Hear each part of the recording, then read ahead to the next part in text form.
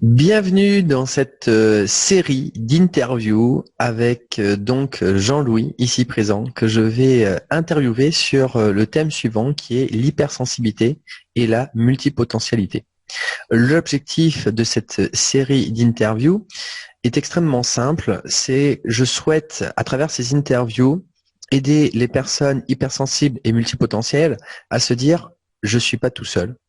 Il y a d'autres personnes comme moi qui vivent des choses qui me touchent, qui sont pas évidentes, et justement de te montrer, eh bien que c'est pas facile pour tout le monde, mais ça ne veut pas dire qu'on peut pas faire de belles choses avec tout cela.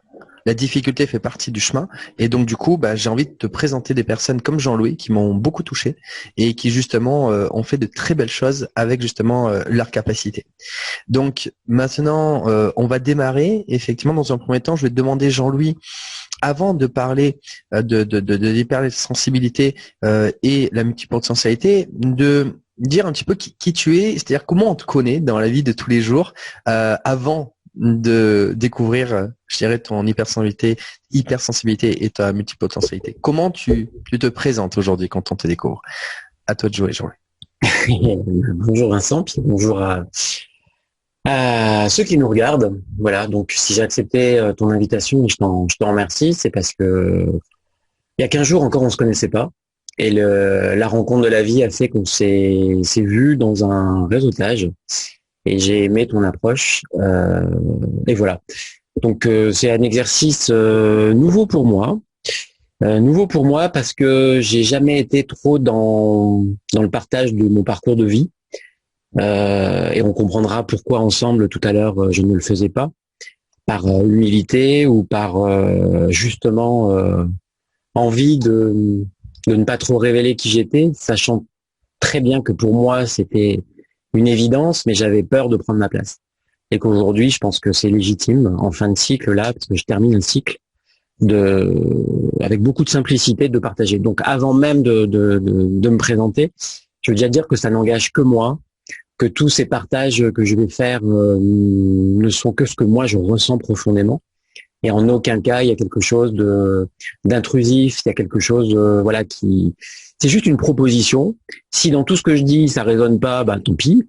Et s'il y a une ou deux idées qui peuvent germer, c'est cadeau, puisque je suis absolument convaincu d'une seule chose aujourd'hui, c'est que quand on a la chance, parce que pour moi c'est vraiment une chance d'avoir une boussole comme une hyperesthésie ou une sensibilité développée, on se doit de la partager à l'autre.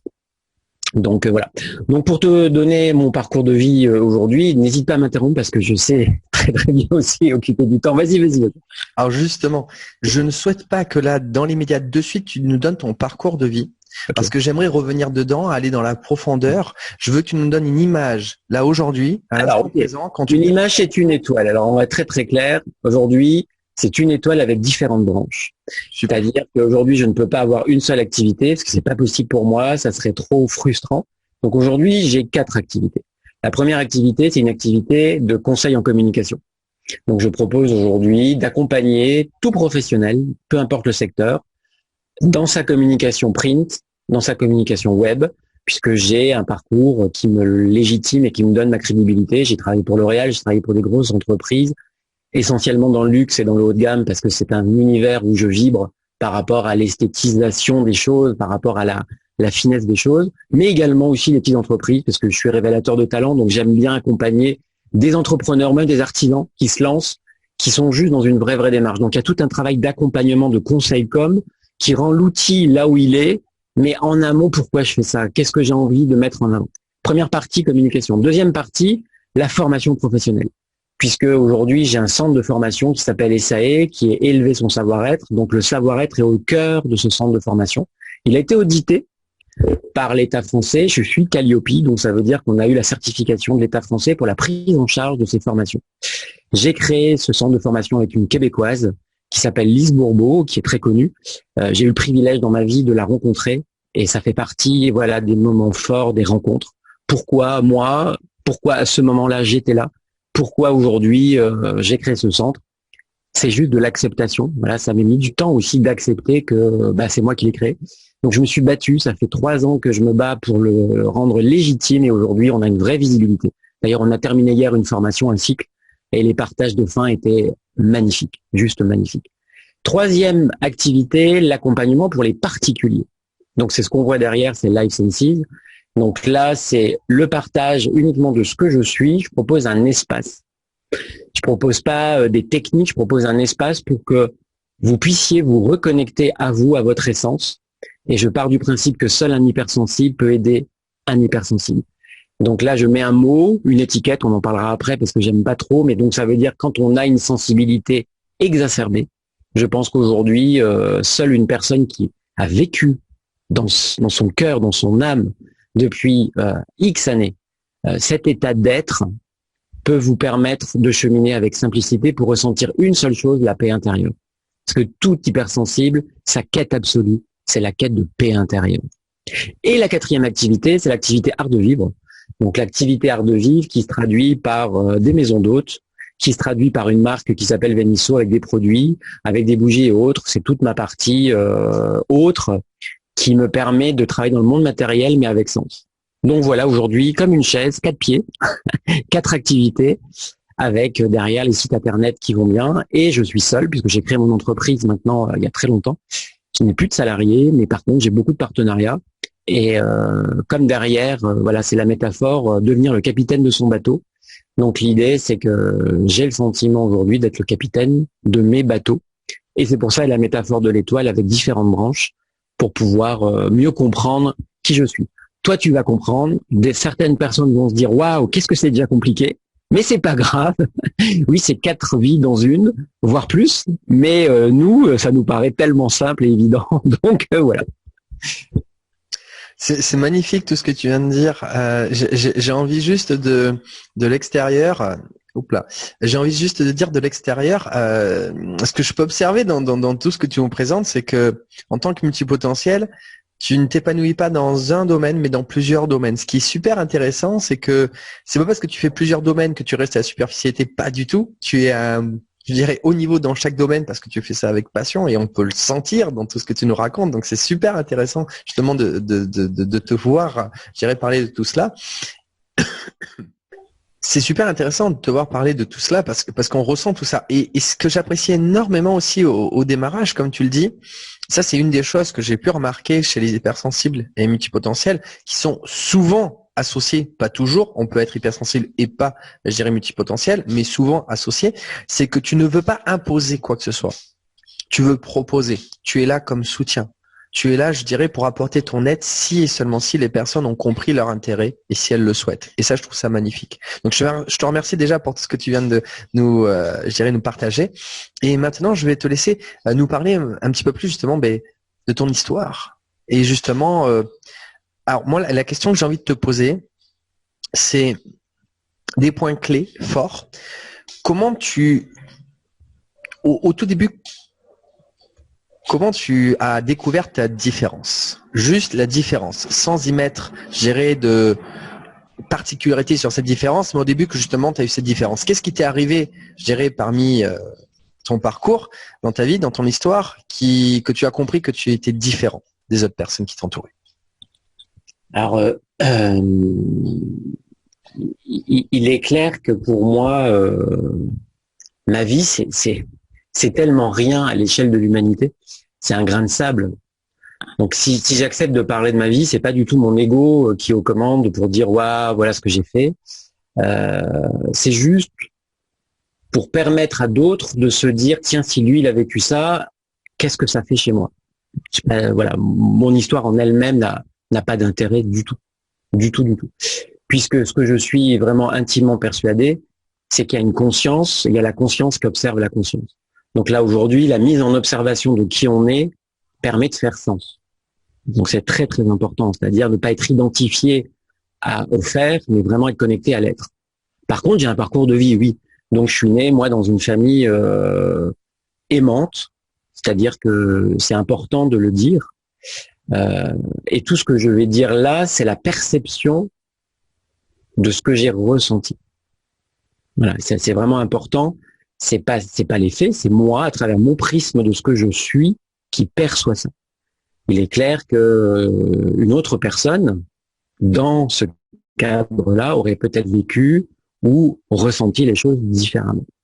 C'est peut-être une subtilité, mais elle a vraiment son sens. Donc moi, j'ai un papa qui est toujours en vie, qui a 87 ans, qui est un homme exceptionnel. Exceptionnel, pourquoi? Parce que il a choisi d'expérimenter quelque chose de très étrange, puisqu'à sa naissance, il a été abandonné.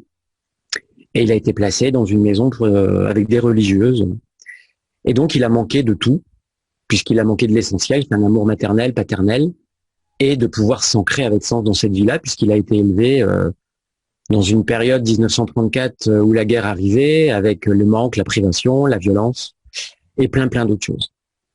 Et ce père m'a transmis quoi? Il m'a donné cette force phénoménale, parce que je suis persuadé que quand on manque des fondamentaux, on sait mobiliser en soi une énergie qui est hors norme. J'ai la chance d'avoir un très beau jardin, et quand j'ai une plante qui manque de terre ou manque d'espace, elle arrive à aller chercher, je ne sais où, une putain de force qui lui permet d'aujourd'hui d'être la plus forte de tout le jardin. Et aujourd'hui, mon père a 87 ans, a un corps d'énergie d'un homme de 60-65 ans. Et au-delà de cette force, il m'a apporté sa naïveté sur la vie, cet idéalisme sur la vie, puisqu'il sait se satisfaire de tout, d'un rien. Ça démarre fort, puisque quelque part, quand je parle de mon père, je ressens vraiment une grosse émotion. Et donc voilà, donc je suis le fils de cet homme-là qui s'appelle Louis Mersch, et qui est un homme qui mérite d'être rencontré dans sa simplicité. Puisque quelque part, ce qui manque à beaucoup d'hypersensibles, c'est la simplicité. Mais j'ai eu cette graine-là. J'ai une maman aussi, qui a connu aussi la guerre, qui est toujours vivante, puisqu'ils vont fêter leurs 60 ans de mariage, imagine-toi, au mois d'août. Donc j'ai un modèle aussi d'amour dans la continuité sous mes yeux. C'est une femme qui est née dans une famille avec 7 frères et sœurs, et donc elle a eu un implant paternel qui dit, toi tu feras pas d'études, mais tu vas t'occuper de tes frères et sœurs. Une femme brillantissime, qui s'est pas réalisée professionnellement, mais qui n'a passé sa vie qu'à donner aux autres. Voilà. Donc voilà le modèle entre guillemets familial qui fait qu'avant d'arriver, il y avait une sœur qui s'appelle Christine, qui a eu son propre chemin de vie. Et donc moi là-dedans, j'arrive et je me mets en place. Et très vite, je pense que j'ai conscience des choses. Mon premier souvenir est quand j'ai 2 ans, mon premier souvenir d'enfant, avec déjà une observation à 360. Voilà. J'ai l'impression de ne pas avoir eu d'enfance. J'ai l'impression de ne pas avoir eu d'adolescence. J'ai l'impression très jeune d'avoir été confronté déjà à la réalité des choses, avec une incompréhension de pourquoi. Voilà, tout le temps, ça a été le pourquoi. Et j'avais des adultes autour de moi qui pouvaient pas me donner de réponse parce que quelque part, eux-mêmes ne s'étaient jamais autorisés à poser ces questions-là. Et puis nous, on a été élevés dans la religion catholique. Donc ça veut dire que la religion catholique a fait des merveilles dans notre famille parce que ça nous a donné comme un tuteur, on a avancé. Et moi, mon rôle, c'est justement de mettre de la distance par rapport à tout ça, mais mes parents ont vécu avec ces repères. Et j'ai beaucoup de respect par rapport à ça parce que ça les a structurés toute leur vie. Eux qui n'avaient pas eu de famille, voilà, ils ont réussi à avancer là-dessus. Sauf que moi, le petit gamin, là, très vite, il vit des situations un peu complexes. Ma blessure fondamentale, bien sûr que j'ai hérité de papa, c'était l'abandon. Donc je l'ai incarné pleinement, avec une blessure aussi de trahison qui s'est réactivée. Et j'ai découvert l'amour inconditionnel avec ma grand-mère. Et donc là, j'ai vécu ce que c'est l'amour inconditionnel, d'être aimé, quoi que tu fasses, quoi que tu dises, je t'aime. Et ça a été la femme de ma vie, c'était ma grand-mère, qui est partie quand j'avais 13 ans, sans me le dire, puisque j'étais un jour à l'hôpital, j'ai dit à demain mémé, et elle est décédée très vite après. Et là, pour moi, la lumière s'est éteinte. Si je prends la première date phare de ma vie, c'est vraiment mes 13 ans, quand ma lumière, tu vois, ma lumière lapsus, ma lumière s'est envolée. Et je suis rentré dans une dépression. Sans le connaître, sans le savoir, je l'ai pris conscience de ça très récemment. C'est-à-dire que dans ma résilience, c'était une encre à l'extérieur de moi. Le vrai problème, c'est que j'avais mis à l'extérieur de moi, ma grand-mère, ma légitimité d'être, puisque c'est la seule femme qui m'acceptait comme j'étais, dans ma différence, sans la nommer, puisque pour elle, elle savait pas ce que c'était, mais bon, voilà, elle était là. Et ce qui est fou, c'est cette capacité que j'ai aujourd'hui et que tu as toi aussi, puisque ça m'a bluffé quand j'ai écouté ton interview, c'est qu'aujourd'hui, là, en 2021, je peux te raconter dans les détails les plus précis les moments que je vivais avec elle. La scène est encore présente dans mon esprit. La manière dont elle était habillée, son bijou, son sac, son sourire. Et c'est pas un souvenir, c'est une réalité. Et quand toi tu parles de ton enfance aussi, c'est vraiment ça. C'est-à-dire tu parles de tes copains de classe et tout ça. Comme t'as beau avoir 35 ans ou 36 ans, comme si c'était hier. Et moi je pourrais te parler de mes 13 ans. Quand j'allais à l'opéra avec ma grand-mère et elle était assise devant moi, je vois encore le fermoir de son collier. Et d'ailleurs ma mère m'a fait un magnifique cadeau parce que j'ai ce collier aujourd'hui. Et voilà, donc tout ça pour te dire que ces 13 ans-là sont compliqués. Donc comme j'avais mis cette encre à l'extérieur de moi, je suis rentré dans une dépression non nommée. Imagine-toi, quand j'ai 13 ans, qu'est-ce qu'on fait de moi? On me donne du Lexomil. On sait pas quoi me donner. Puisque quelque part, je fais des terreurs nocturnes, je ne comprends pas ce qui m'arrive. Puis à l'époque, on posait pas de questions sur soi, on faisait avec. On faisait avec. Moi, j'ai des parents qui ont fait avec. Donc voilà, ça c'est la première partie un peu compliquée. Et ensuite, qu'est-ce que je dois faire pour légitimer, pour mériter l'amour? Je vais me compromettre. J'ai envie que tu continues sur ce sujet, mais j'ai juste envie de revenir sur ces points que tu viens de dire, que je pense que c'est important parce que c'est des points qui, ce que j'ai pu observer, reviennent assez souvent chez les personnes hypersensibles, je dirais multipotentielles. Déjà, la première chose qu'on peut observer dans tout ce que tu nous racontes, c'est que chaque personne a une importance à la fois capitale et extrêmement profonde et sensible. Et on peut ressentir toute la profondeur et la sensibilité que tu retires de tout cela. À la fois, on peut ressentir tout ce que tu as vécu à ce moment-là, je dirais sur le moment présent, mais également tout ce que tu en as retiré des bénéfices. L'une des choses qui va caractériser de ce que j'ai pu observer, en tout cas justement les personnes qui ont réussi et que les personnes que j'ai envie d'interviewer, pour toi justement qui regardes ces interviews, c'est de te dire que justement, regarde ces personnes, elles ont la capacité à la fois, je dirais, de comprendre leur souffrance, mais surtout de comprendre les bénéfices de toute cette souffrance, c'est-à-dire tout ce que ça a pu retourner, le switch de, je dirais, changer le charbon en or. Et c'est magnifique tout ce que tu dis, parce que à la fois tu nous racontes, et d'ailleurs tu commences par le positif, et après tu racontes ce qui était un peu plus difficile justement par rapport à chaque personne, comme ton papa justement, qui est une personne magnifique. C'est l'une des premières choses que tu as employées. Et après, tu as dit effectivement qu'il t'a transmis l'abandon. Donc, dans cette difficulté, tu tournes pour voir justement la pièce du bon côté. C'est ça que je trouve magnifique, justement, dans ce type d'interview que j'ai envie de faire pour justement montrer à quel point tu, Jean-Louis, as la capacité, comme je dirais des multipotentiels que j'ai pu découvrir, de changer le plomb en or et de tirer tout ce que tu as à faire. Ce que j'apprécie beaucoup dans tout ce que tu nous racontes, c'est que si toi qui regardes cette interview, tu peux voir à quel point Jean-Louis va décrire chaque moment comme s'il y était, comme il l'a dit.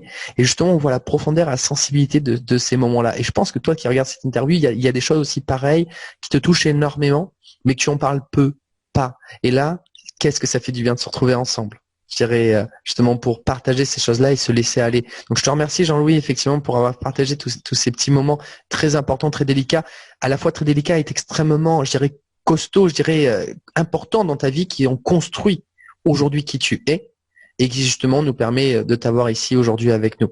Donc, je vais te laisser continuer à nous raconter ta différence. La caractéristique première de l'hypersensible, c'est qu'il vit deux vies. C'est-à-dire que quand je vous ai dit, il y a la conscience qui observe la conscience, c'est-à-dire que tu vis la situation, mais en permanence, tu es en observation de toi.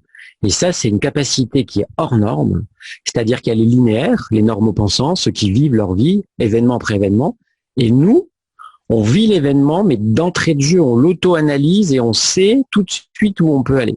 Et ça, c'est une capacité hors norme qui est un handicap quand j'ai 13 ans, quand j'ai 15 ans, quand j'ai 20 ans, parce que quelque part, c'est pas dans la norme.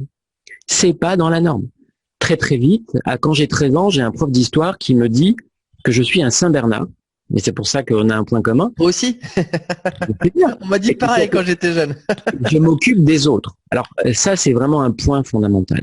C'est tellement souffrant de s'occuper de moi que l'autre, je le priorise. Et pendant 30 ans, je ne me suis pas occupé de moi. Voilà. C'est-à-dire, je me suis occupé des autres, puisque quand je m'occupais des autres, déjà, je me sentais légitime. J'avais le droit de vivre. Et deuxièmement, je n'étais pas dans le ressenti de ma souffrance fondamentale, originale, ma blessure de base, puisque quelque part, je ne savais pas quoi en faire. Et le pire, c'est que les professionnels de santé qui étaient censés pouvoir m'accompagner ne la comprenaient pas, puisque je parle de l'exomile quand j'ai 13 ans, ce qui est un truc hallucinant. Mais au moins, tout le monde avait la paix. Et donc, suite à ça, je suis rentré dans le moule. C'est-à-dire que pour faire plaisir à papa, maman, et au regard d'un amour, ils m'ont aimé comme ils pouvaient.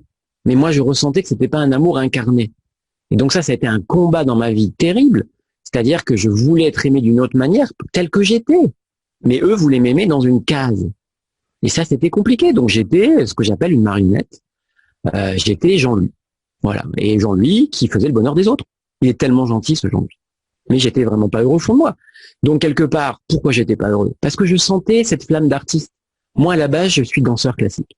Donc j'ai réussi à faire de la danse quand j'avais 6 ans. J'ai arrêté pour entrer dans le moule parce qu'il fallait faire comme tout le monde, justement. Et donc j'ai fait du foot, j'ai fait du tennis, mais c'était pas moi. Et à 16 ans, et c'est là où je crois vraiment à l'instinct de survie, je suis passé, ça fait très Billy Elliot, mais je vais le dire, devant un cours de danse, et j'ai recommencé la danse classique à 16 ans. Et là, ma vie était tracée. Et c'était une évidence pour moi d'avancer vers ça. Mais il y avait un hiatus entre moi. Il y avait, est-ce que je suis prêt à perdre l'amour de papa-maman et de me choisir moi? Ou est-ce que je choisis les autres et je me sacrifie? Et j'ai démissionné. J'ai accepté de me sacrifier pour faire plaisir aux autres. Qu'est-ce que j'ai fait pour parler clair? J'ai fait une université, j'ai fait une maîtrise de sciences éco. Je suis major de promo. J'en ai aucune satisfaction. Et je suis le seul qui a réussi à intégrer après lycéenne, école de commerce, qui sort brillamment de tout ça, aucune satisfaction. Et je le dis en toute humilité, ça pourrait même être de la provocation pour certains, parce que certains vont se dire, bah, tu te rends compte, mais c'était simple. Pourquoi c'était simple? Je tenais position, j'étais un très bon orateur, je comprenais vite, et je disais toujours, une médaille d'or dans un conservatoire a 10 000 fois plus de valeur que ce diplôme d'école de commerce où j'ai été casté. Mais j'ai pas été reconnu pour ce que je suis. Alors que l'artiste, quand il est sur scène, on l'applaudit pour ce qu'il est, dans son essence et dans ce qu'il est profondément, pas dans un jeu de rôle. Sortant de tout ça, qu'est-ce qu'il faut faire? Bah, faut trouver un job. Bien sûr, je ne m'autorise pas au chômage. Oui. Un peu vite. J'aimerais reprendre des points qui sont clés. Je trouve c'est super important dans ce que tu viens de dire. Ce que j'apprécie beaucoup et ce que je peux ressentir, c'est que, en fait, tu étais dans cette école.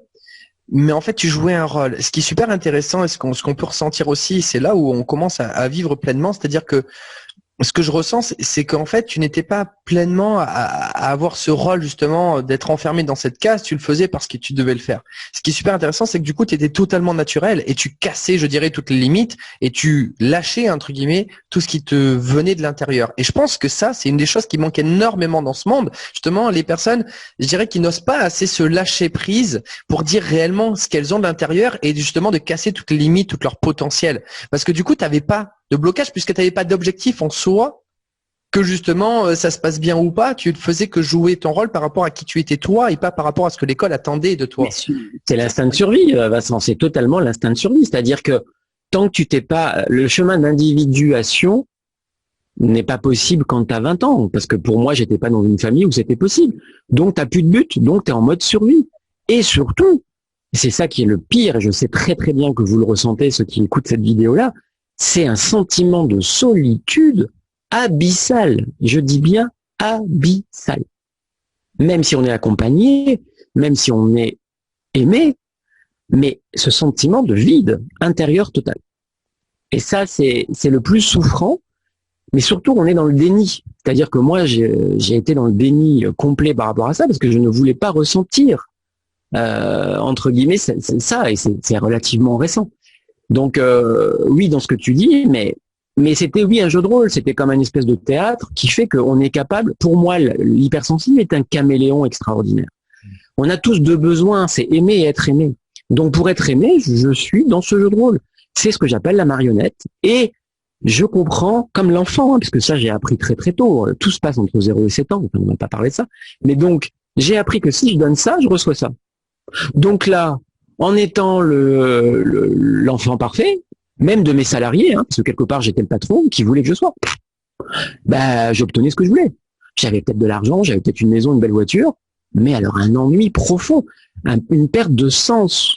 Si ça s'appelle Life Senses, ce que je propose aujourd'hui, ça vient de là. C'est-à-dire, c'est quoi le sens de ma vie? Et j'étais hallucinamment toujours interpellé par questionner les gens. Je me souviens d'un Jacques Salomé sur un salon du livre à Nancy, où j'ai été le voir avec mon audace et mon pratiquement mon effronterie de 21 ans pour lui dire c'est bien beau les bouquins que t'écris, mais et je vais l'interpeller. Et il me voit avec ses yeux, je vois encore ses yeux, il me pose ces questions. Voilà. Après, dans les événements phares de ma vie, donc il y a eu ça, mais il y a eu aussi un élément majeur. Tu vas encore loin. Je voudrais revenir sur les points que tu as dit juste avant aussi, parce qu'il y avait 2 points qui étaient super intéressants. Moi, ce que j'ai vraiment envie, c'est de rebondir sur des choses pour qu'on ait une discussion aussi, que toi qui regardes cette vidéo, tu puisses aussi, je dirais, avoir des points clés où tu te retrouves par rapport à cela. Ce que j'apprécie beaucoup dans ce que tu as dit aussi, un des points clés, je pense, de notre vie, c'est également la quête, comme tu l'as dit, de se faire aimer pour notre essence et non pour ce que les personnes ont envie de voir à l'intérieur de nous. Tu en as parlé justement par rapport à tes parents personnellement, je ressens la même chose, c'est-à-dire qu'aujourd'hui, ça m'arrive encore aujourd'hui à 36 ans de dire à ma mère, maman, tu ne me connais pas. Mon père, c'est un petit peu différent parce que lui, il m'aime, même s'il ne connaît pas tout, je dirais, il y a des choses où il me laisse aller. Alors que ma mère, je dirais, elle essaye de me mettre dans une case un peu comme tu dis. Et ça, c'est très difficile parce qu'au final, aujourd'hui, on se dit, mais c'est pas réellement mon essence, c'est pas mon être, c'est pas ma personne créative que tu aimes. C'est la personne juste qui joue le rôle que tu as envie de voir à l'intérieur de moi. Et du coup, en fait, on a une déconnexion, comme tu l'as dit, où on se sent très seul. Alors, je sais pas si toi qui regardes justement cette vidéo, tu ressens ces choses-là, mais ça, c'est une chose extrêmement délicate et difficile. Et je te remercie énormément, je dirais, d'avoir souligné ce point-là, parce que c'est tellement, je dirais, caractéristique de, comme tu l'as dit, ce côté, ces 2 vies. Le caméléon et je dirais notre essence pure, nous, où là on peut se lâcher justement quand on est ensemble, c'est ça aussi qui est magnifique, mais c'est tellement difficile ce point de ces 2 vies et j'adore ce que tu as dit sur le fait que on vit et qu'on se regarde vivre en même temps et qu'on a 2 vies, celui qui analyse et celui qui vit et c'est vrai que ça, c'est quelque chose de très très caractéristique également de comment on ressent les choses. C'est tellement top tout ce que tu viens de dire parce que tu as dit beaucoup de points qui sont vraiment phares et clés. En tout cas, c'est top d'avoir ton interview parce que tu es à la fois, tu es capable de transmettre ce que tu as vécu, mais également d'y mettre des mots, je dirais d'expliquer les choses avec des mots très percutants et pertinents, mais à la fois d'expliquer simplement, je dirais, ces mots percutants et pertinents. Donc, merci pour tout cela en tout cas. Mais pour continuer là-dedans, parce que là, je vais être vraiment aussi dans la prise de conscience que j'ai eue et que j'ai à travers les clients que j'ai, on parle d'authenticité. Et ce qui est fou, c'est qu'on va utiliser ce mot sans en avoir vraiment conscience du sens premier. Moi, j'ai été persuadé d'avoir été authentique pendant 30 ans. Et j'ai pris conscience que finalement, cette authenticité n'était pas une authenticité. C'est-à-dire que je m'étais acheté ce rôle de Saint-Bernard, entre guillemets, ou de coach, ou de je sais pas quoi, de bon patron et compagnie, pour me sentir aimé. Et ça, c'est la chose la plus subtile. C'est-à-dire qu'on a une force de persuasion qui est phénoménale. Donc c'est clair qu'on est des très bons orateurs, tu en es l'exemple typique, mais jusqu'où tout ce que tu dis, tout ce que tu fais, tout ce que tu ressens est conforme et en harmonie par rapport à ce que tu es profondément au fond de toi. Jusqu'où tu es dans l'évidence de ce que tu es aujourd'hui. Et où est ta part, j'appelle ça de manipulation vis-à-vis de toi, en agissant de cette manière-là, parce que tu sais ce que ça peut générer. Et c'est pour ça que j'ai hésité avant de faire cette interview-là, parce que on peut aussi te la raconter. Et je me dis non, parce que quand on a compris cette clé-là, que découvrir son authenticité, ça passe par un chemin d'individuation personnelle, renaître à soi, se connecter à son senti, on va comprendre que finalement, des fois en faisant moins, on peut faire mieux, mais en se priorisant. Et que c'est très compliqué, parce que ça passe par l'acceptation pleine et entière de qui on est et de faire de cette différence une normalité. Mais pas de l'extérieur. On attend tellement que ce soit l'extérieur qui nous renvoie cette normalité. J'ai une mauvaise nouvelle pour vous, c'est pas possible. Le jour où j'ai compris que mon père et ma mère ne pouvaient pas comprendre qui j'étais parce qu'ils sont pas équipés, ils ont pas le bon logiciel. Par contre, ils peuvent me donner autre chose. Et que cet amour inconditionnel qu'on attend de manière normée d'un père ou d'une mère, on peut l'avoir de quelqu'un d'autre. Ça peut être moi, ma grand-mère, mais ça pourrait être un oncle, une tante, un ami, un chien, un chat, peu importe. Et que subitement, si on casse les codes, Et si on se dit, papa, maman m'ont aimé comme ils pouvaient. Mais l'amour inconditionnel, je l'ai connu, tout le monde l'a connu. Subitement, on se ressent connecté à soi, et là on s'autorise à se prioriser pour pouvoir cheminer et avancer. Mais dans une authenticité qui prend un sens nouveau. C'est pour ça qu'on fait les choses différemment. Et moi, j'en ai essayé des choses. Et s'il y a des gens qui me connaissent, qui regardent, ils doivent bien sourire parce que j'étais tellement convaincu, parce qu'en plus, on a cette force de conviction, on est tellement à se convaincre nous-mêmes qu'on leur donne aux autres la niaque. Lise Bourbeau dit quelque chose de remarquable. Elle dit qu'elle a été payée toute sa vie à parler d'amour. Les meilleurs formateurs sont les plus grands souffrants, puisqu'on est payé pour se parler à soi-même. Et ce matin, tous les deux, on se parle à nous, Vincent. Parce que quelque part, on est venu sur Terre pour s'occuper d'une seule personne, nous. Alors moi, bien sûr, avec mes grands poncifs, non, c'est de l'égoïsme et tout ça. Pas du tout. L'égoïsme, c'est quand on attend que l'autre s'occupe de nous avant de s'occuper de lui. L'égoïsme, c'est quand on attend que l'autre vienne s'occuper de nous avant qu'il s'occupe de lui. C'est facile à dire. À vivre, c'est super compliqué. Parce que ça nous renvoie vraiment à des années-lumière de plein de choses. Mais j'en suis vraiment intimement persuadé. Et cette individuation, elle est possible pour chacune et chacun. Parce que si vous nous regardez et si vous n'êtes pas parti alors que ça fait 20 minutes qu'on parle, c'est qu'à un moment, ça doit faire sens chez vous. Avec votre particularité. Et donc, je reviens là sur le mot, pour moi, le plus important, faire de votre différence une normalité à vos yeux. Et apprendre à aimer votre différence. Ouais, je suis up and down. À l'instant T, je suis capable, voilà, je vous parlais de mon père tout à l'heure, j'ai les larmes qui sont montées. Mais c'est pas des larmes de tristesse, c'est parce que c'est l'homme le plus extraordinaire que j'ai jamais rencontré. Voilà. Avec qui j'ai été à Montréal pour ses 70 ans, parce que mon père ne sait pas parler, verbaliser comme moi je sais le faire. Par contre, en énergie, il sait verbaliser.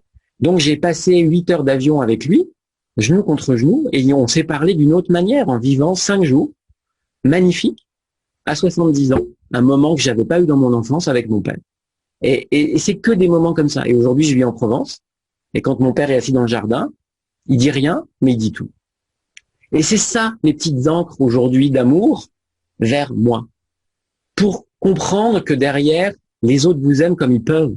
Et arrêter de vouloir tout contrôler et d'attendre tellement à hurler, mais je voudrais tellement qu'on m'aime. J'ai été hallucinamment odieux avec certaines personnes parce que j'attendais cet amour. Aimez-moi, aimez-moi, aimez-moi, reconnaissez-moi, validez-moi pour que je m'autorise à me valider. Et là, je viens de vivre, c'est pour ça que c'est tout frais, 4 mois, mais alors d'isolement total par rapport à une situation qui est très fraîche encore et qui me permet aujourd'hui de comprendre que ces 4 mois d'ermite m'ont permis de cheminer vers moi et vers le fait qu'aujourd'hui on puisse se parler. Donc si moi je l'ai fait, vous pouvez le faire. Et si c'est dur pour vous, il y a des gens comme nous qui peuvent vous y aider. C'est ça que je veux dire. Et le cadeau, et j'aime beaucoup les synchronicités. Hier, j'ai une maman qui m'appelle pour sa fille qui a 27 ans. Alors ne me demande pas comment elle m'a trouvé. Elle m'a trouvé sur un forum pour hypersensibles. J'y suis pas inscrit. C'est la magie d'Internet. Et elle m'appelle pour me dire, ma fille a regardé vos vidéos, ça lui parle. Elle est de Nice, moi je suis d'Avignon, donc ça n'a rien à voir. C'est exceptionnel. Voilà. C'est juste de dire qu'aujourd'hui, ça fait sens. Et aujourd'hui, toi, tu crées cette chaîne-là pour des gens qui ont cette différence, pour leur dire, vous êtes tout à fait normaux. Et moi, je pouvais te partager dans mon cabinet en bas le nombre de gens qui ont eu des larmes de joie en me disant, je suis pas fou alors? Ça veut dire que je suis pas fou? Ben non. C'est incroyable. Incroyable. J'ai une jeune là qui passait son bac, qui se scarifiait, qui était dans un état hallucinant, qui était suivie par des personnes habilitées, reconnues, et un hypersensible comme moi lui dit, tu t'emmerdes, tu manipules, tu t'auto-manipules, qu'est-ce que tu fais de ta vie là? Elle a eu son bac avec mention et aujourd'hui elle vit magnifique à Paris. J'ai rien fait, rien du tout. J'ai juste offert ma présence pour qu'elle s'autorise à se voir comme elle est. Je le redis, toute personne qui vous accompagne n'a aucun pouvoir sur votre vie. Si vous rencontrez quelqu'un qui veut vous accompagner, qui se dit coach, consultant, peu importe le terme, qui dit moi je vais t'aider, moi je vais te donner les clés, prenez vos affaires et sortez de la pièce. Je vous le dis franchement, vous êtes une proie exceptionnelle pour ces gens qui vont vous manipuler et vont vous permettre de jouer le rôle du caméléon que vous savez, c'est votre meilleur rôle de votre vie. Donc, ne croyez pas ça Mais si quelqu'un vous dit maintenant, je vais te donner des outils pour que tu te reconnectes à toi et à ton rythme, à ton rythme, tu vas t'autoriser à ressentir cette paix intérieure, comme des roues de vélo arrière, on les enlève après, tu roules. Là, je pense que vous pouvez cheminer. C'est vraiment ça, et je le dis, aujourd'hui, ça fait maintenant 15 ans que je fréquente plein de gens, des pompes, des gens qui ont que pignon sur rue, j'ai beaucoup de respect pour tout le monde, mais ce que j'ai compris, c'est que vous avez votre pouvoir sur votre vie, on a chacun le pouvoir sur sa vie, et quand quelqu'un veut faire de l'accompagnement, il est dans l'ego spirituel, parce que c'est de l'ego spirituel de pouvoir dire « ouais, je lui ai permis de changer grâce à moi ». Rien du tout. Moi, je n'ai jamais rien permis. Hier, on a fini cette formation, on a juste offert un espace pour que ce groupe de 10 personnes fasse un travail en 5 modules de reconnexion à soi. S'ils n'avaient pas souhaité le faire, si l'ego était encore tout présent, c'est correct. On n'a rien fait hormis leur permettre d'être. C'est ça l'accompagnement aujourd'hui. Et vous, hypersensible, vous devez être encore plus vigilant dans le respect de votre trésor intérieur, de votre diamant, dans votre hypersensibilité qui fait que vous allez tout croire, tout le monde. Parce que vous avez tellement envie de ressentir cette paix intérieure que vous êtes prêt de dépenser des sommes astronomiques vers ça. J'en suis l'exemple. Et le pire, c'est que vous allez chercher des thérapeutes, vous allez raconter vos histoires et compagnie, et ça va auto-entretenir un système qui vous laisse tourner comme une spirale. Le but, c'est d'être dans votre axe, dans votre verticalité, dans votre horizontalité, dans l'acceptation pleine et entière de qui vous êtes, et tout roule. Je reprends mon exemple de mon jardin. J'ai un pin devant ma maison qui pousse comme ça. Il voulait pousser comme ça, mais il pousse comme ça. Pourquoi? Parce que la maison, elle est là avec le toit. Eh ben, il a poussé comme ça. Et quand il est hors dehors du toit, il s'est remis droit. C'est vraiment ce que je pense. Il a fait avec. Et maintenant, il accepte d'avoir une base comme ça, et il est comme ça. Et c'est le plus bel arbre de la maison. Voilà. C'est magnifique tout ce que tu as dit. J'aimerais revenir sur ce point. Alors, c'est pas évident parce que tu as tellement de choses intéressantes que c'est dur de reprendre dessus. Une des choses, c'est marrant que tu parles justement de l'accompagnement parce que justement, là, j'ai commencé à accepter justement d'aider une personne justement sur l'accompagnement qui est venue via la première interview que j'ai faite en se connectant à moi. Et ce qui est magnifique dans ce que tu dis, c'est que c'est exactement ce que je ressens de l'intérieur, comme tu le dis, c'est-à-dire que si d'ailleurs je fais aussi ces interviews, c'est pour les personnes se reconnectent à elles-mêmes et ensuite elles auront peut-être envie, je dirais, de venir puiser à l'intérieur de toi, de moi, pour pouvoir avancer. Mais c'est-à-dire qu'on n'est pas là pour aller à l'intérieur et là, je dirais, mettre le bazar et manipuler un peu leur intérieur, comme tu le dis si bien. En fait, on est juste comme un plateau où elles viennent piocher si elles le souhaitent, en fonction, comme tu l'as dit, de leur ego, si elles sont prêtes à le faire. Et c'est tout. On est là, en fait, exactement, je dirais, le principe que je ressens énormément à l'intérieur de toi, que j'aime beaucoup, c'est qu'on n'impose rien, on propose, les personnes disposent. Et c'est leur choix, c'est leur vie, et c'est à elles de choisir si elles ont envie d'y aller, si c'est leur moment aussi d'y aller. Et c'est magnifique parce que justement, ces interviews, c'est vraiment ça, c'est l'idée de mettre sur un plateau, en fait, plein de plateaux où tu peux aller piocher pour voir ce que tu ressens de l'intérieur et si tu as envie justement d'avancer, mais surtout de te rendre compte que t'es pas seul à avoir des difficultés et que justement le plus important, c'est pas de rester sur les difficultés, mais d'analyser ou d'identifier ces difficultés pour pouvoir changer le charbon en or. Mais par contre, si tu le souhaites, si c'est ton moment, ça c'est très important.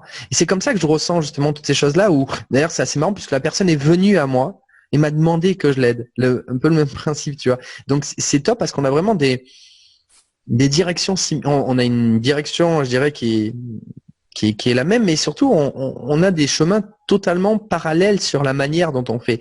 On ne change personne. D'ailleurs, c'est la pire des choses, justement. Et comme tu l'as si bien dit, ces personnes sont tellement la proie je dirais par rapport à leur souffrance intérieure, de cette détresse intérieure, que moi-même, comme tu le dis, j'en ai peur. D'ailleurs, la première personne que j'ai accepté de prendre, j'ai fait un contrat où on n'arrête pas de dire tous les, je dirais, tant de temps, c'est tu me dis si tu as envie de continuer. Si tu n'as pas envie de continuer, on ne continue même pas. Parce que dans la tête, je ne veux pas que la personne continue si elle comprend pas son intérêt. Je ne veux surtout pas, je dirais justement, ces questions, je dirais, je ne veux pas que ce soit que d'un côté. Il faut que tout le monde soit d'accord d'avoir envie d'avancer. Sinon, il faut s'arrêter vite. Il faut s'arrêter vite parce que personne ne doit imposer à personne. Que ce soit d'ailleurs la personne qui vient vers toi, par exemple Jean-Louis, je dirais, elle doit comprendre pourquoi elle veut continuer parce qu'elle met en application aussi ce que toi tu lui as proposé. Mais si jamais la personne ne met pas en application, faut surtout pas qu'elle reste avec toi parce que toi, tu vas avoir l'impression que justement, tu joues pas ton rôle. La personne, en fait, elle va se sentir imposée de quelque chose qu'elle n'a pas compris. Donc, il faut surtout pas, il faut toujours que ce soit un accord entre deux personnes, je dirais, qui comprennent, qui soient conscients de ça. C'est super intéressant là, ta manière de réagir. Tu vois comment tu cherches vraiment à... Excusez-moi, voilà, faut vraiment. Mais pas du tout. Moi, j'ai des gens qui m'appellent 2 ans plus tard pour me dire, ça y est, j'ai enfin compris ce que tu m'as dit. Et c'est correct.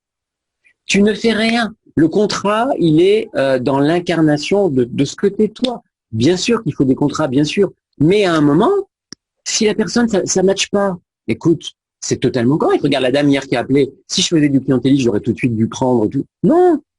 Et moi, je suis persuadé que aujourd'hui, cette authenticité-là, ça s'apprend. Donc c'est vrai qu'on a une petite différence d'âge tous les deux. Donc c'est peut-être pour ça que tu réagis encore comme ça. Et ça, je trouve ça touchant même de vouloir vraiment faire un service avant-vente et après-vente. Vraiment. C'est exactement ça. Excuse-moi, je te coupe juste sur ce point-là. C'est juste que je ne rajoute pas quelque chose tant que la personne n'est pas prête. C'est-à-dire que je lui transmets quelque chose si elle l'entend.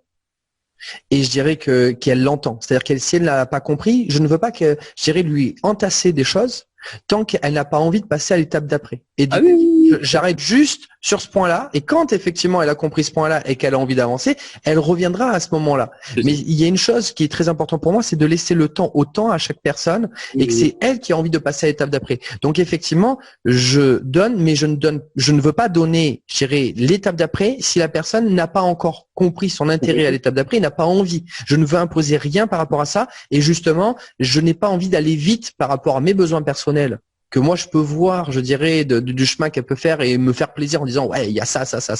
Non, on s'en fiche entre guillemets de ce que moi je veux. Ce que la personne elle a besoin, c'est juste si aujourd'hui elle est qu'à l'étape 1, elle prend l'étape 1, elle est super heureuse avec l'étape 1 et le jour où elle aura envie d'aller à l'étape 2, je serai toujours là, comme tu l'as dit, et c'est ça qui est magnifique, c'est qu'elle peut revenir, je dirais 1 an, 2 ans, 3 ans après, on est toujours là.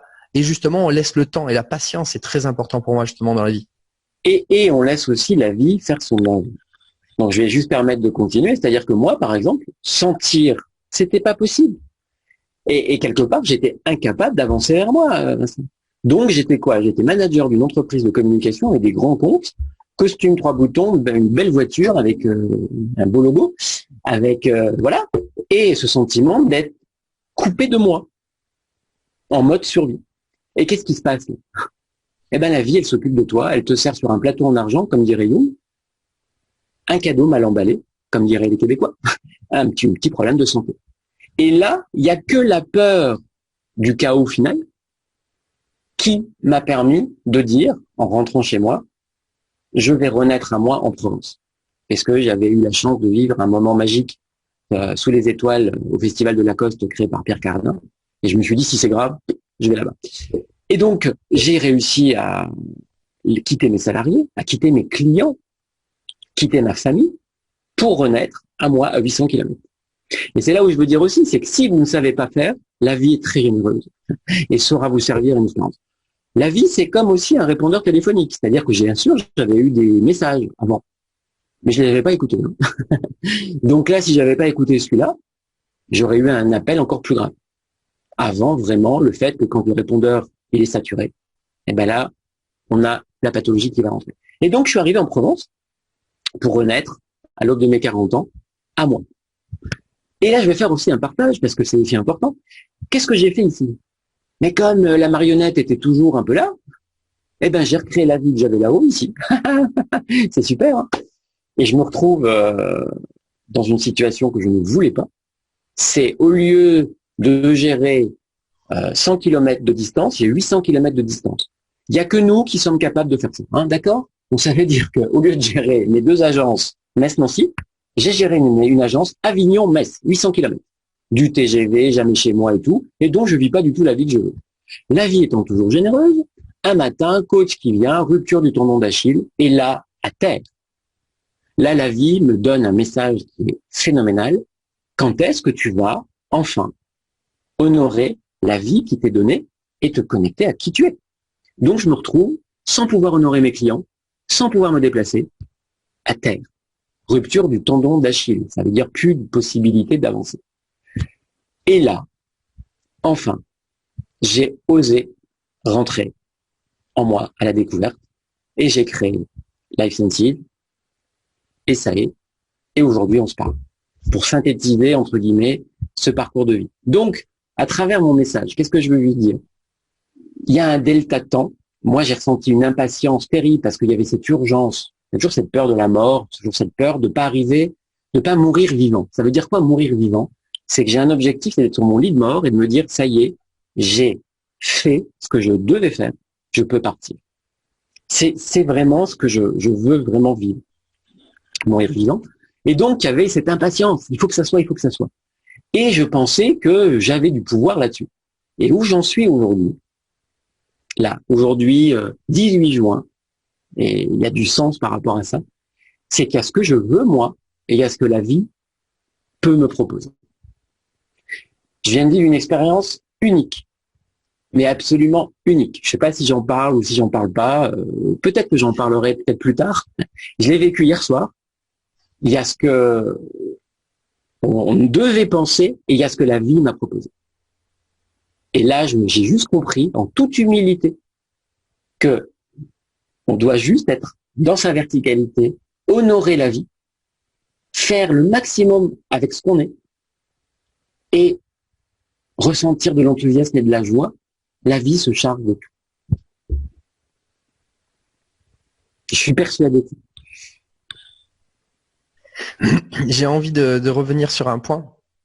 Et après, je vais te proposer à toi, Jean-Louis, et à toi qui nous regarde, de faire un deuxième chapitre à cette histoire de cette interview. Et je l'appellerai plus interview, même discussion, parce qu'on discute en même temps.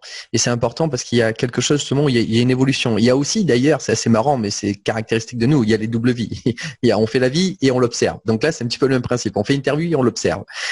Donc, j'ai envie de proposer effectivement un deuxième chapitre. Mais avant qu'on termine ce premier chapitre, j'aimerais revenir sur un point que je trouve qui est super pertinent et vraiment impactant dans la vie d'une personne hypersensible et multipotentielle, c'est cette peur monumentale effectivement de la mort, je dirais même abyssale, qu'il faut qu'on apprenne à maîtriser. Alors après, ça c'est tout un autre sujet, mais qui nous pousse, comme tu l'as si bien dit, et j'ai beaucoup apprécié le mot que tu as dit, il faut que je vive ce que je dois vivre. Et ça, c'est quelque chose, c'est un moteur, je dirais là un petit peu de manière assez vulgaire, de malade. C'est un moteur de malade dans la vie parce qu'on a besoin de vivre tout ce qu'on a envie, toutes les émotions en fait qu'on ressent de manière très intense. On a besoin, je dirais, de ne pas passer à côté, dans le sens où on se dit faut que je vive autant que je peux. Et c'est marrant parce que ce que tu dis là, moi personnellement, je veux découvrir tous les paysages et toutes les cultures et les relations humaines dans le monde. C'est mon ressenti intérieur, justement, et que je peux profiter autant que je peux pendant cette vie. Et tu l'as si bien dit que justement, voilà, il faut que tu vives toutes ces choses-là. Et donc, du coup, ce qui nous pousse à être aussi, je dirais, un petit peu arrogant dans nos actions et justement d'aller de l'avant et d'avoir aussi cette, je dirais, alors ça, comment on pourrait dire ça, impétuance. Je sais plus qu'est-ce que c'est le mot, d'être impétueux. D'être un peu impétueux, c'est-à-dire qu'on y va un petit peu roi. Mais roi de qui? Pas le roi du monde, roi de son monde. C'est mon monde, il faut que je vive un maximum de choses dans mon monde. Et c'est ce côté un peu impétueux, c'est on y va. Et puis on n'a pas peur du regard des autres, puisque de toute façon on fait ça parce qu'on est heureux à l'intérieur de nous et il faut qu'on vive toutes ces choses-là. C'est magnifique ce point-là. Qu'est-ce que tu peux dire pour développer un peu ce que je viens de dire, Jean-Louis? Le niveau énergétique est très différent. C'est-à-dire que quand je vous ai dit que j'avais 4 vies en une, pour certaines personnes, je les ai plus. Chez nous, c'est très simple. Moi, j'ai vu des psys qui m'ont dit, vous avez l'état passionnel d'un homme de 20 ans. Et j'ai 54 ans aujourd'hui. Hein. Donc déjà, c'est compliqué pour eux de comprendre qu'avec ma tête, je faisais. Mais pourquoi? Parce qu'à un moment, je veux absolument aller au bout de quelque chose. Tellement, c'est l'idée de le ressentir. C'est pour ça que je travaille sur l'intuition, parce que c'est une fulgurance, c'est ce qu'on ressent. Allez, je vous le partage. C'est tant pis, je me lâche, c'est tout frais, mais je me lâche. J'organise l'avenue de Lise-Bourbeau en France, c'est une Canadienne, parce que à côté des SAE, c'est une femme qui donne des conférences. J'ai travaillé pour elle en 2016, en 2018, et là, on a signé un contrat pour venir en 2020. Donc, elle devait faire 2 dates, tout va bien, et arrive cette crise sanitaire sans précédent, on reporte une fois. La crise s'éternise, on reporte 2 fois. Et là, qu'est-ce qu'on fait? Est-ce qu'on reporte en 2022? Je me sens sur moi. Je me suis dit, pourquoi tu travailles avec cette femme? Je travaille avec cette femme parce qu'aujourd'hui, elle a écrit 26 livres qui sont vendus à 6 millions d'exemplaires, traduits à 22 langues. Ça a été la première qui a osé dire, tu peux créer ta vie. Elle t'a donné tellement. Qu'est-ce qui se passe aujourd'hui dans cette crise sanitaire? Qu'est-ce que les gens ont besoin? Consommer? Aller prendre des verres en terrasse? Ok, pourquoi pas. Mais est-ce qu'ils n'ont pas besoin, dans cette ère nouvelle-là, que j'appelle moi post-Covid, de sens, d'outils pour créer leur vie? Qu'est-ce que toi, Jean-Louis, tu pourrais faire à ton tout petit niveau pour faire sens? Croire que Lise peut venir le 27 juin à Versailles et le 4 juillet à Marseille. Et là, je me retrouve face à un système, parce que derrière cette dame, il y a un système, qui me dit non, on repart en 2022. Et là, c'est ça que je trouve extraordinaire chez nous, c'est l'arrogance, le côté phénoménal où j'ai osé interpeller sur la réalité. Je vous disais qu'à 20 ans, j'avais parlé à Jacques Salomé et d'autres, je pourrais vous en citer plein, parce que j'ai peur de rien, parce que quand ça vit tellement haut, j'y vais, et j'ai été les titiller là-dessus en me disant, c'est pas ça le sens de tout ce travail d'une vie, là, de venir? Et ils m'ont fait confiance, et ils m'ont dit, ok, on bloque les dates. Et le Canada est en zone rouge. Ça veut dire que ma conférencière qui n'est pas vaccinée ne peut pas venir. Et le Canada est en zone orange. Ça veut dire qu'elle ne peut pas venir. Et moi, je suis en train de faire la communication sur des salles qui se remplissent dans 10 jours. Je vis un moment d'extrême solitude puisque tout le monde me lâche en me disant, mais on va faire ça par vidéo, c'est pas grave. Et moi, non. Le petit Jean-Louis, là, à l'intérieur, non, c'est pas juste, j'y crois. Et j'obtiens un ultimatum qui était hier soir, jeudi à 22 heures, où on me dit, si à 22 heures, on prend une décision, vidéo ou autre, mais on prend notre décision hier soir. Moi, je sollicite, non, faut attendre lundi, mardi, dernière minute. Non, c'est hier soir. Ok, acceptation. Hier à 13 heures, le Canada est passé en vert. Ça veut dire quoi? Ça veut dire que Lise vient, elle prend son avion et elle arrive. Je le dis, j'ai la chair de poule. J'ai tellement cru en mes rêves. J'ai tellement cru que c'était possible, mais j'y ai envoyé toute l'énergie. Et qu'est-ce que j'ai fait? J'ai pas été dans le pouvoir. J'ai juste été dans cette connexion à la vie en disant à l'univers, si c'est juste, ça se passera. Si c'est pas juste, je vais accepter. Et si je partage ça, c'est juste de dire qu'à un moment, j'ai fait d'un impossible un possible. Si moi je l'ai fait, vous pouvez le faire aussi. Tu as gagné ton ticket à mon émission. Merci. C'est juste vous expliquer, et là je suis encore mais dans une jubilation intérieure. Ok, ça s'est pas passé. Mais quoi qu'il se passe, à 13 heures hier, le Canada est passé. Voilà. Donc c'est pour ça que aujourd'hui, cette expérience-là, j'en parlerai. Ça m'a appris quoi? Ça m'a appris le lâcher prise. Nous, les super contrôlants qui voulons tout maîtriser par peur de ne plus se faire aimer, de ne pas te sentir légitime. J'ai osé déplaire, puisque j'ai contré l'autorité, j'ai contré tout le système, mais j'ai été fidèle à moi et j'ai appris la passion. Qu'est-ce que j'en ressors? J'en ressors grandi, parce que à travers ça, j'ai beaucoup de compassion pour ce petit garçon qui y croyait. J'ai beaucoup de compassion pour ce que je suis profondément. Et c'est pas de l'arrogance ou de l'impertinence, c'est juste me dire que quand on a quelque chose qui vibre en soi, toi tu crois en ton projet, Vincent, c'est pour ça que ça va marcher. Eh ben c'est correct, et l'univers, quand on se met sur le bon orbite, ça fonctionne. C'est pour ça que dans mes accompagnements, j'appelle ça révélateur de talent, parce que je suis persuadé, peu importe son degré de conscience, qu'on ait un travail dans le matériel ou qu'on soit coach, on peut trouver une beauté en soi. Et j'ai cette prétention de pouvoir, à toute humilité, vous apporter ma boussole, mon scanner, pour vous aider, avec des bonnes lunettes, à voir le talent qui vous fera vibrer et ressentir cette joie que j'ai là au fond de moi. Voilà, c'était juste le partage de mes dernières 24 heures. C'est magnifique. Je te remercie pour cette information d'exclusivité, puisque je pense qu'on est les premiers à l'avoir du coup. J'aimerais maintenant que ce que j'aimerais aborder dans le deuxième chapitre de cette interview, c'est revenir sur des points clés de ta vie, mais des moments, je dirais, où on racontera des petites histoires bien incisives et impactantes qui ont modifié, je dirais, ta perception de ton être par rapport à cette différence qui, comme tu le dis si bien, est devenue une normalité, ta normalité, et c'est ce que tu invites à faire, et j'aime beaucoup.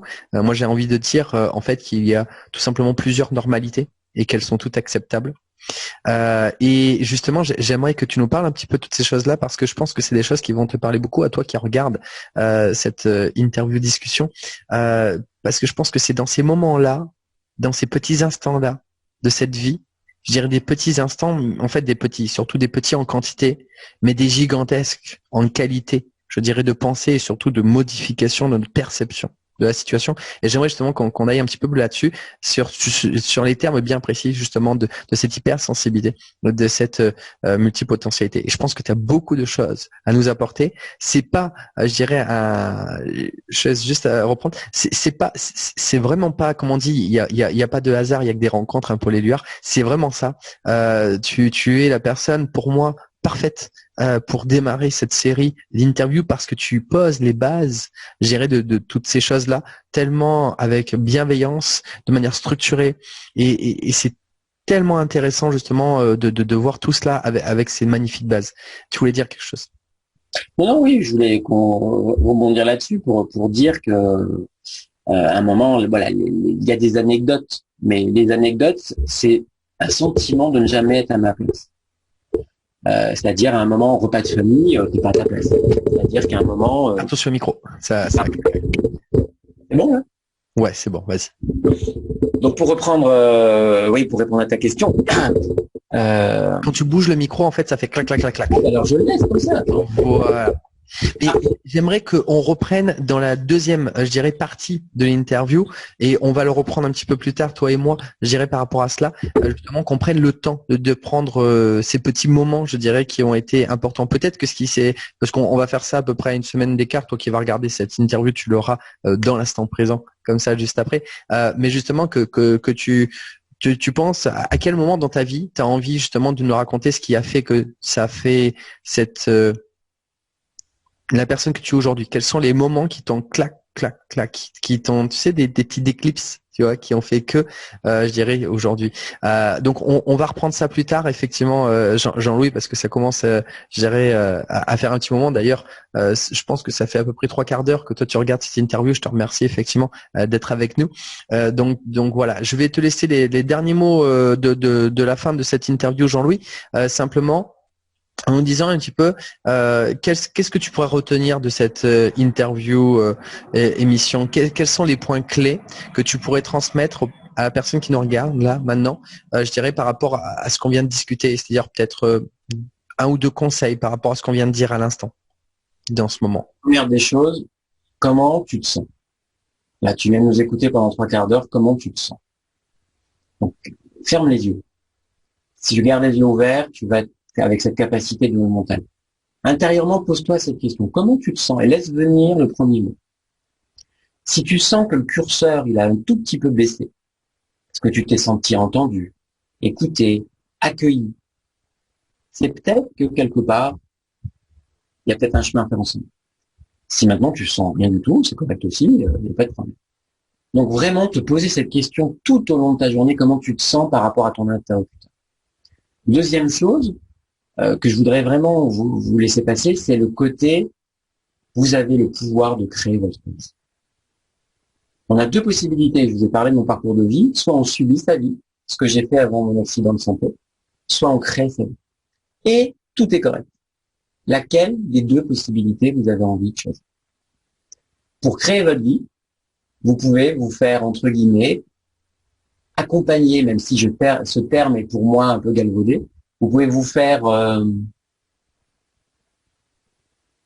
dynamiser, accepter avec des gens comme Vincent, comme moi et d'autres, il y en a plein d'autres. Comment ça se passe? Vous allez sur les sites internet et vous vous posez la question comment je me sens. Il y a trop d'images, il y a du texte, il y a des photos. J'aime bien. Ça vibre selon mes valeurs. Il y a peut-être du chemin à faire ensemble. Si dès que vous vous connectez, c'est quoi ce mec là? Oh là là, il me gonfle. C'est correct. Vous fermez. Parce que c'est ça aussi qui est important. Après, il y a des livres, parce que vous pouvez aussi lire plein de livres, mais soyez vigilants. Il y a beaucoup de gens qui surfent sur cette mode des hypersensibles. Puisque dans le monde merveilleux du développement personnel, il y a des gens qui cherchent à, entre guillemets, développer des choses. Et aujourd'hui, quand on tape hypersensible, il y a plein de gens. Pour moi, correct. Une fois encore, je prends le livre. Comment je me sens? Vous lisez derrière. Comment ça vibre? Et en fonction de l'énergie, il y a quelque chose qui passe. Qui je suis pour pouvoir juger? Non. Il y a des personnes avec qui vous allez dire, ouais, c'est très simple, ça me paraît accessible. Il y a des gens qui vont dire, c'est trop simple. Et c'est ça qui est correct. Et la dernière des choses, vraiment, la vie est simple. Vous avez passé X années à tourner votre hamster dans votre tête. Quelle stratégie je peux mettre en place pour être?